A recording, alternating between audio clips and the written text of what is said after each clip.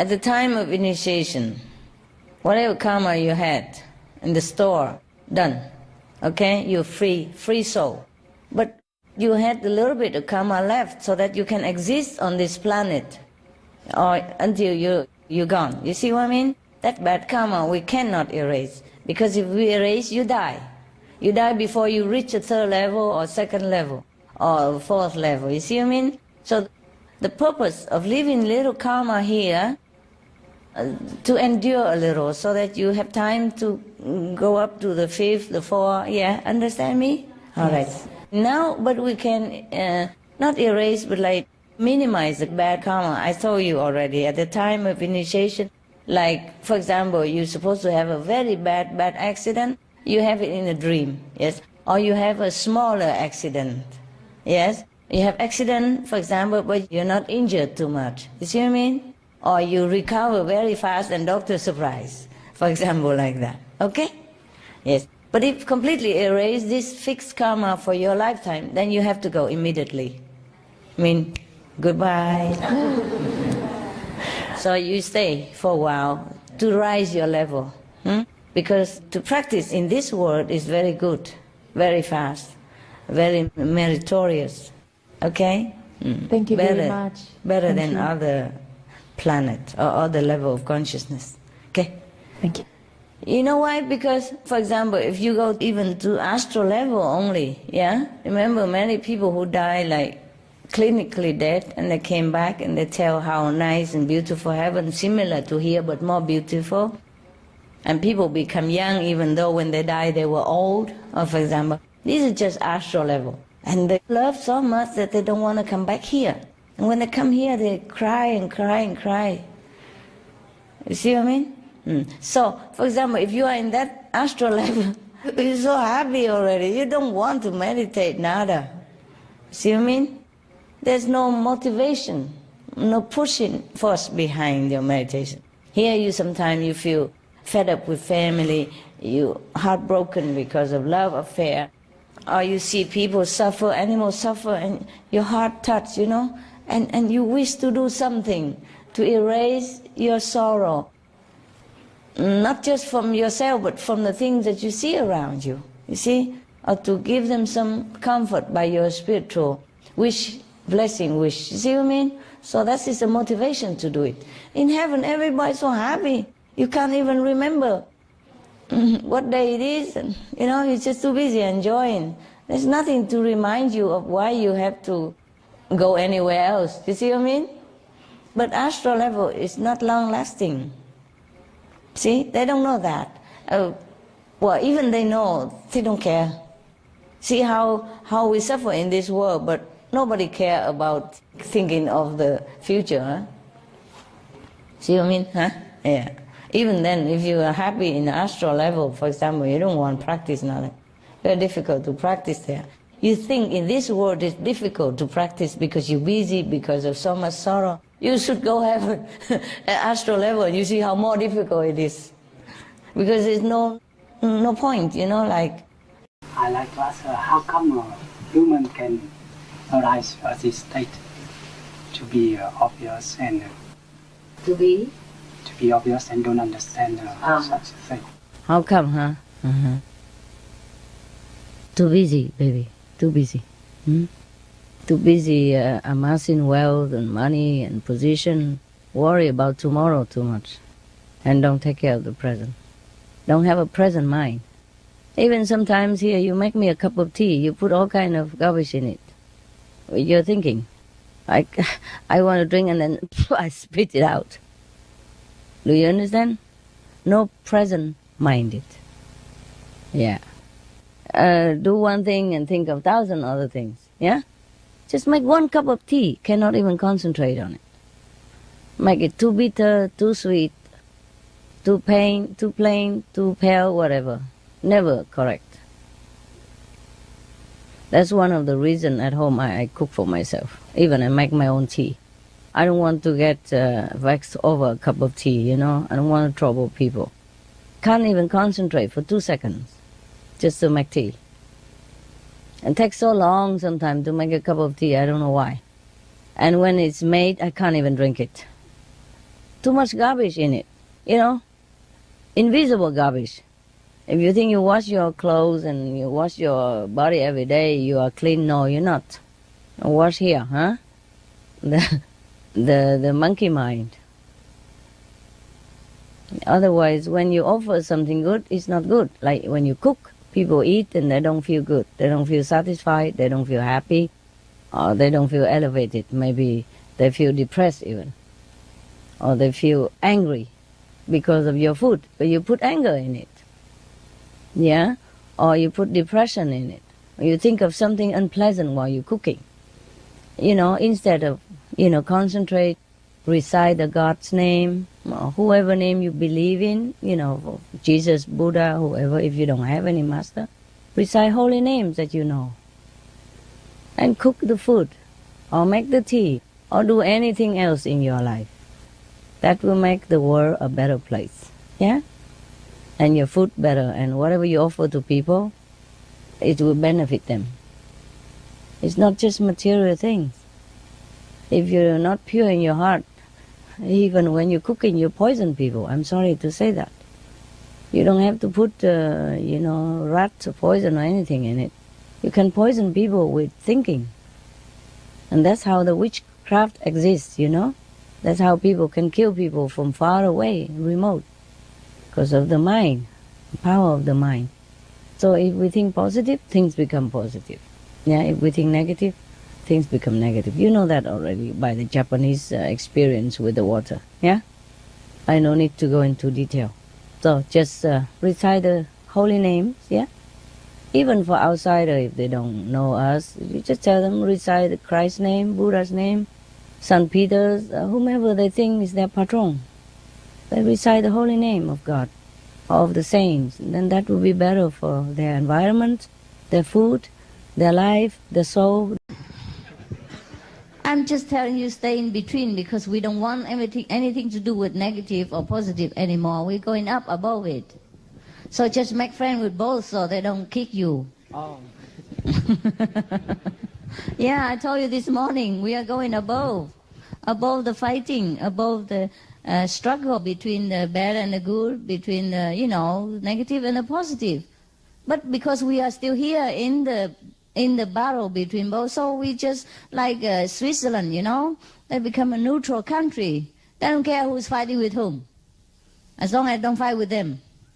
See? And they arm themselves so that they are powerful enough to scare the enemies away before they even attack them.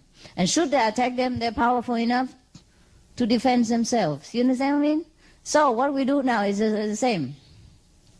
We arm ourselves with God power, okay?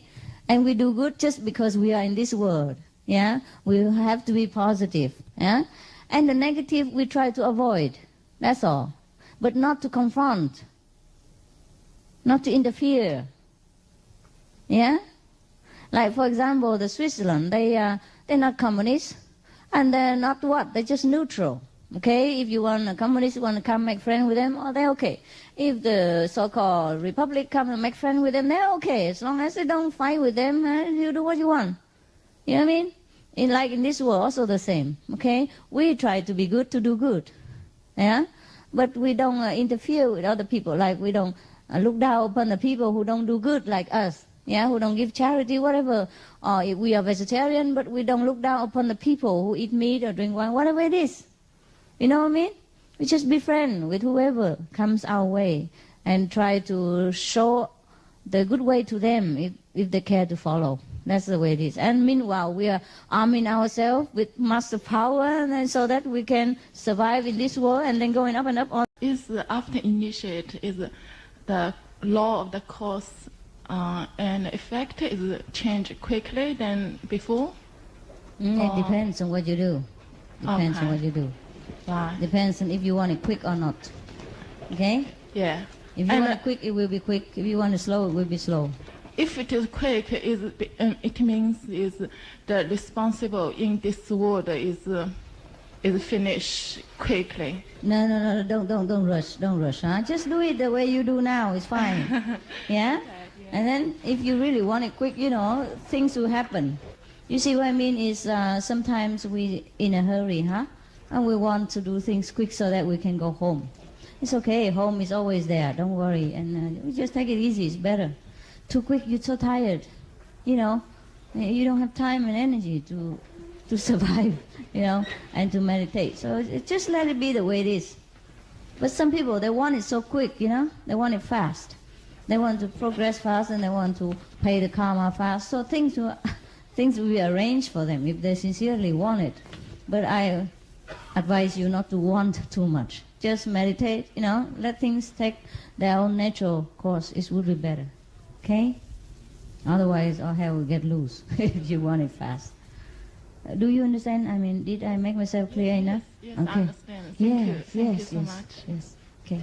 Sometimes you work for the community, yeah? You work for the master work, yeah? Then it go quick also, automatically, okay? Yeah. But you have to do it in a sense of, you know, devotion, selfless sacrifice. Not to do it and then to want something in return, even to want to cleanse the karma fast or to want to progress fast. It's also some kind of business, you know. But you may want if you want to. It's just a mind talk. Yeah? The soul still does what it has to do, and the master still has to arrange. In the beginning when I meditated, my cat used to sit on my lap, and you said that's not such a good idea because they take your energy or they benefit from it when you meditate. So this switch. What is about the hearing? What is about the left? No, the animal. I've got cats at home. Oh. And they sit on your lap, and you said that's better not to have them on your lap when you meditate. Oh. So you put them away, and well, one of them goes and sits on a chair 3 meters away, and I wonder is that, do you have to put them in another room, or? Well, maybe better because they might jump up and down sometimes later and disturbs you, okay? Oh, okay, yeah. Otherwise, it's not much problem, I don't think. No. Yeah. You know what? Because in the air we have a lot of microcosmo, kind of little invisible beings. Yeah? Oh. Yeah. So they're all over you anyhow, I think. Yeah? Oh. Right. Yeah. I didn't know. But, You don't know? No. You know we have a lot of beings in the air? No, never realized. No, scientifically proven. Oh, I see. The air is full of beings. Oh, like that. Virus, bacteria, good one, bad one. Yeah, that's true. Insects, invisible one. Yeah, I mean very, very small, so you can see with your eyes. But the air is not empty. So we're full of beings all over. We're not the only one that inhabits this, so-called space in front of us or around us. Yeah. So cat is just one of those beings. Doesn't matter really, in my opinion. But if you, not because they're attached, you know, that's all, and then you tend to think of them, you know, and sometimes it's difficult for you to concentrate. Yeah.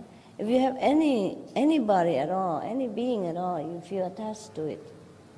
Father, mother, sister, brother, cat, dog, mouse, anything. Yeah? Your attention are more divided. And that's why if you don't need it, then you have the less, the better for you. But sometimes animals, they keep you company. They're really very lovely to have around. Sometimes they seem to be more loving than people, more understanding and more affectionate, more faithful. Yeah, that's why people love animals. They're more unconditional. As long as you feed them, they're your friends forever. But when you meditate, maybe it's better not to keep animals near, because sometimes they want to go out, sometimes they want to use toilet, and sometimes they just see a mouse and they jump and then it jerks you awake, you know. That's all, okay? So you keep them in next room. After meditation, you can do anything you want with them. But if they're quiet, you like to keep them in your lap, it's okay. But you never know with animals. They sometimes see some invisible things and they jump around, you know, and it will like startle you, yeah, wake you up from your samadhi so suddenly. Yes, and there was a story about a monk. He has a cat, and whenever he meditates, he chases the cat out of his room, beat him out of the room, and because he was an enlightened master also. But then his disciple, you know, after he died, after the master died, and the cat's still alive, and every time the disciple, the one who will stay behind, one disciple, every time he meditates, he also chased the cat out, even though the cat never liked him and never come near. So you have to be flexible. The master chased the cat out because the cat loves the master and is hanging around all the time. That's his cat. So when he wants to meditate, of course he chased the cat out so he be more peaceful. But the disciple had nothing to do with the cat. He just beat the hell out of the cat whenever he wants to meditate because he thinks it's a ritual. Yeah. We are blind like that concerning religious